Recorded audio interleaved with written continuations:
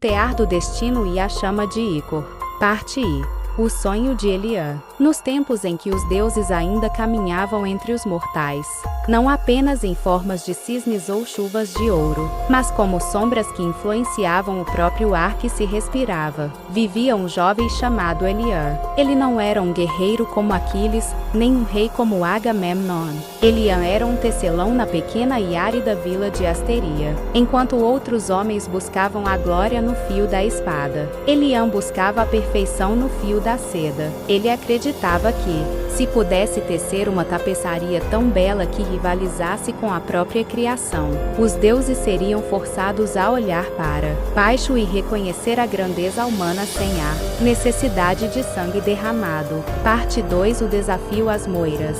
Certa noite, sob uma lua de prata que parecia observar cada movimento seu, Eliã recebeu uma visão. Ele viu as moiras, as 3 irmãs que controlam o destino. Cloto fiava, Láquesis media e Atropos cortava. No entanto, em sua visão, o fio da humanidade era cinzento e opaco. Porque nossa vida deve ser um rastro de cinzas?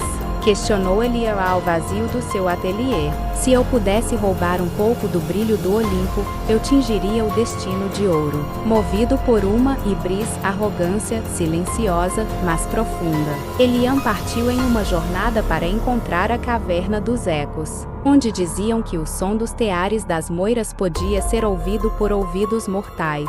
Ele não queria apenas ver o futuro, ele queria mudar a matéria-prima da existência. Parte 3. A provação de Hermes. No caminho, Eliã foi interceptado por um viajante de sandálias aladas. Hermes, o mensageiro, observava o jovem com um sorriso astuto. Aonde vai o homem que carrega seda para uma guerra de titãs? Perguntou o deus. Vou buscar a cor que falta ao mundo, respondeu Eliã, sem se curvar, pois sua obsessão o tornara cego ao temor sagrado. Hermes, divertido com a audácia do rapaz, propôs um enigma. O que é mais forte que o tempo, mais leve que a brisa e pode prender um deus, embora não tenha substância? Eliã pensou em seus fios e respondeu: a esperança, pois o tempo a consome, mas não a mata. A brisa a carrega pelos vales, e até os deuses são escravos do que esperam que aconteça no amanhã.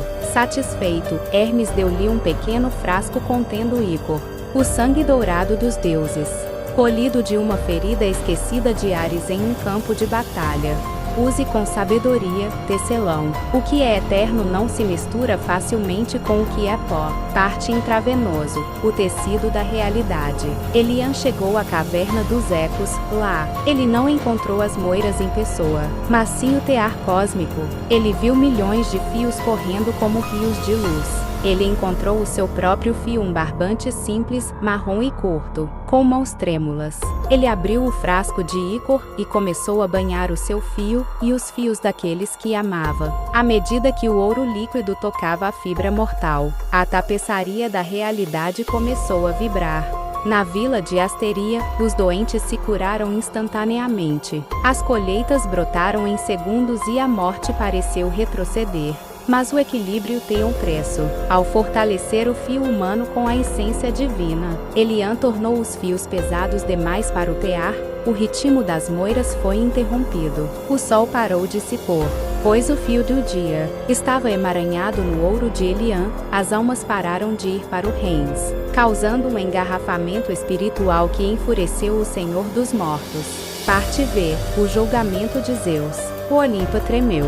Zeus, com seu raio em mãos, desceu à caverna. Ele viu o jovem tentando sustentar, sozinho, o peso da tapeçaria que agora ameaçava rasgar o tecido do universo. Mortal, trovejou Zeus, você buscou a perfeição, mas trouxe o caos. A imortalidade em mãos despreparadas é uma âncora, não uma asa. Eliã, com as mãos sangrando pois o Ícor queimava a carne mortal, olhou para o deus. Eu só queria que não fôssemos apenas sombras passageiras.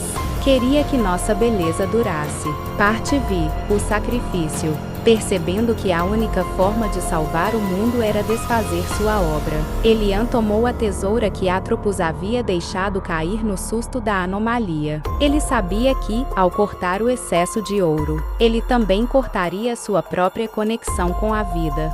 Com um movimento firme, ele removeu o ícor da tapeçaria. O mundo voltou ao seu ritmo normal. O sol se pôs, as flores murcharam, para dar lugar aos frutos e à morte. Retomou seu papel de conselheira silenciosa. Elian caiu, sua vida se esvaindo como um fio que chega ao fim. Parte 7. A constelação do Tecelão. Zeus, tocado não pela audácia, mas pelo sacrifício final do jovem, decidiu que Elian não seria esquecido nas sombras do Tártaro. Ele pegou os restos daquela seda dourada e os lançou ao céu noturno. Diz a lenda que, nas noites de verão, pode-se ver a constelação do Tecelão Lyra, Cygnus, onde os fios de estrelas lembram aos homens que a beleza da vida não reside na sua duração eterna, mas na intensidade com que brilhamos enquanto o fio ainda corre. Moral da história: a grandeza da condição humana não reside na busca pela imortalidade divina,